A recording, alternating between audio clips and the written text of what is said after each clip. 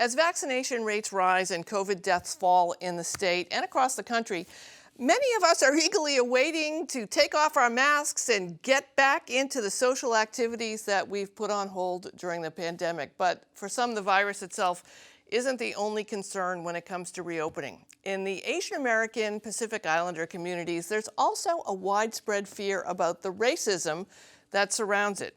In a survey out earlier this spring, nearly a third said they worry about being a victim of hate crimes or other racist incidents, and 20% said they've already been the victim of one so far this year. That comes amid a surge of such attacks we've seen since the beginning of the pandemic, with the group Stop AAPI Hate receiving more than 6,600 reports since last March, more than 800 of them physical assaults. Many more were verbal attacks, often referencing COVID-19 and some of the racist phrases that former President Donald Trump weaponized during his time in office.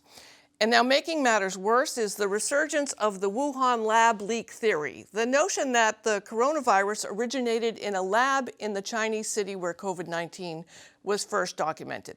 When the theory first originated last year, it was being floated by the same people parroting Trump's racist language and scapegoating Asian Americans for a pandemic they had nothing to do with. So as some scientists begin to give the theory legitimate and skeptical consideration, there's some fear that folks with less than scientific motives may latch onto it too. Joining me to discuss are Philip Chong, the president and CEO of Quincy Asian Resources, and Chris Hahm, a professor and researcher at BU's School of Social Work with a focus on reducing healthcare disparities among Asian Americans populations. Welcome to both of you. Thanks for joining. Philip, I want to talk with you first and ask, what has the experience of the community been in regard to the fear factor about re-entering society as we're able to now? Yeah, I think it's, first of all, thank you so much for having us. And it's been extremely challenging for the last 18 months. Started with the whole rhetoric accusation of the Asian bringing the virus, and then the actual shelter in place. And now with all the recent attacks, really creating the fear, the concerns.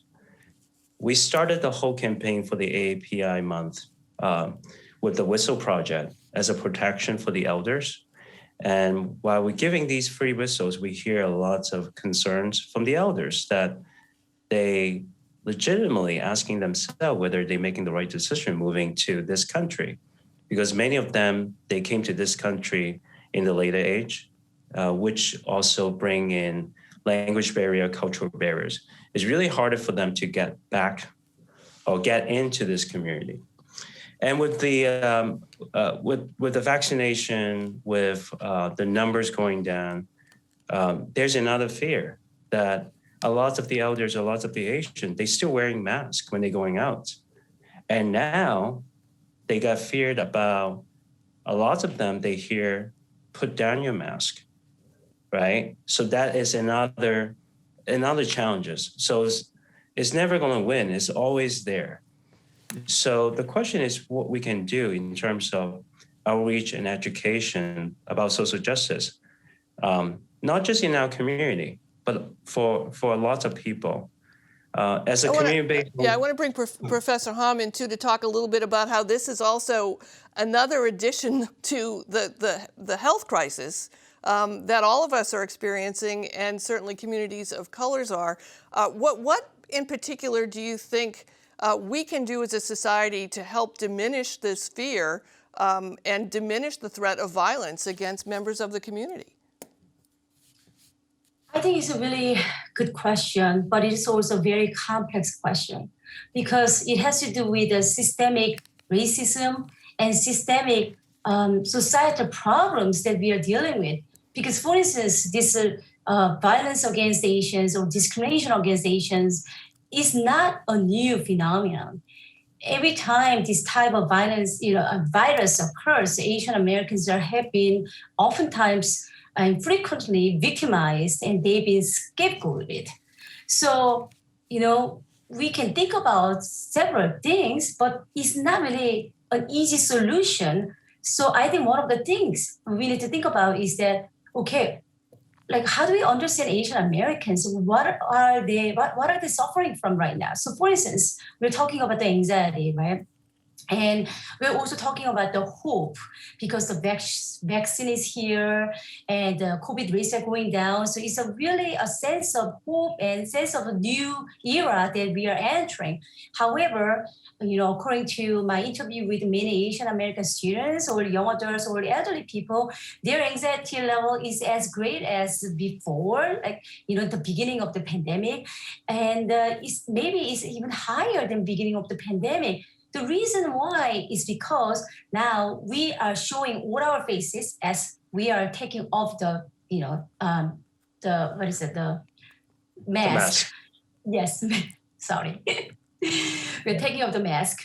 And another thing is there is a sense of safety. Sense of safety has been violated, okay, while we are going through pandemic. So there is a little trust towards government, toward transportation system, and toward educational institution.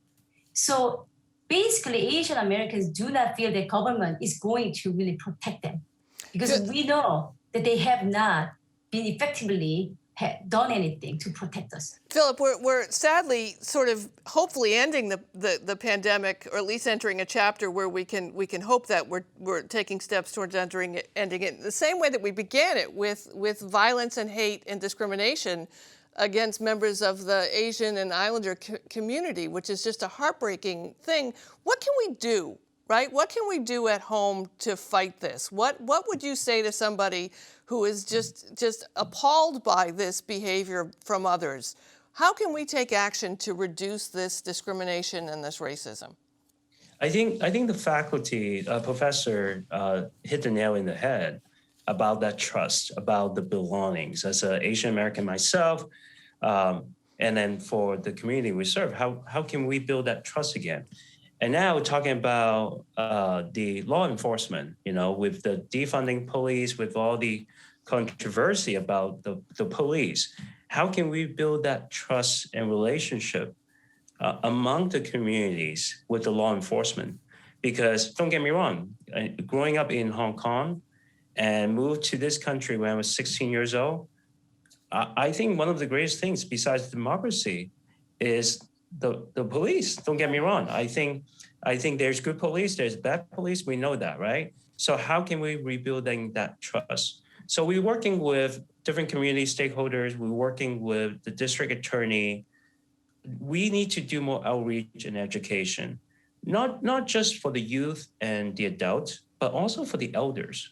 I think the elders right now, we have seen for the last 18 months, the attack mostly toward to the most vulnerable population, the group, the elders.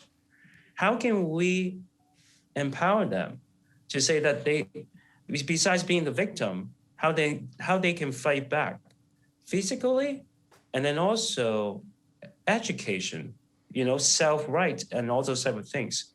It's a long process, but I think it could be fixed because we live in, as an immigrant, being in this country for 30 years, this is still one of the best country. Best country. And what we have, I know we have, our country is so divided with all different types of people, but still the most beautiful thing in this country is the people. Professor, I want to ask to build on that. I know from my own experience working with the community that there are challenges of trust regarding not only institutions, but also reaching out for help when they need it. As a medical way to move forward, are there ways that we can work on the institutions to better include and better open the communication between doctors and the medical professionals and police with members of the community when they need help? I think what's important thing is that we need to really build the organizational communicational channels. So one thing that I have recognized is that a lot of people do not really understand what Asian Americans are about and what Asians are going through. And even during this pandemic, the research shows that so many people, even actually 1/3 of the American population, have not really understood that Asian Americans are experiencing this type of discrimination. So that is pretty shocking for us. Whereas these Asian American people are suffering all the time, they are scared of the constant violence threat. But 1/3 of Americans do not really understand whether Asian Americans are going through this kind of violence and threat. That means something. That means is that I don't know what they are watching. I don't know what they are reading. I think the country is really divided, as Philip said. So we're not really having the same, like we're not on the same page. So I think we have to be like more united. I mean, USA, so United States of America. I think we need to have a more conversation about, understanding what are the problems that this country is going through. One of the major problems that this country is going through is a division and then health disparity and racial discrimination. Philip, But not everybody understand that as a problem. So I think we need to own those problems. Philip, I want to just end with you and ask how are you feeling regarding optimism? I know you're optimistic and certainly happy that America is America when it's being living up to the ideals that we all share. But at the same time, we're going through a reckoning, a long overdue reckoning. Are you hoping that when we get on the other side of this, when we talk maybe next year, that Americans will be more aware of the contributions of the community and also will be in a different place? I have to, my job, and then also a father of two teenage daughters. So I have to be optimistic. But adding a point that Asian is very diverse community. There's not just Chinese, there's Korean, there's Japanese, Cambodian, Indian. So it's so diverse. They're all different languages. From the legislative level, I think it's been talking about data disaggregation to really better understanding and identifying the pain points and needs from the Asian community. We need data. We need information to address and help everyone to understand the community. So I will continue to be optimistic. We have great people here, and starting from me first. So. All right. I thank you both for joining us, Professor Chris Hahm and Philip Chong. I appreciate you, and I look forward to speaking to you next year from a more optimistic and secure standpoint. Thank you for your input and your discussion. Thank you so much for having us. Thank you.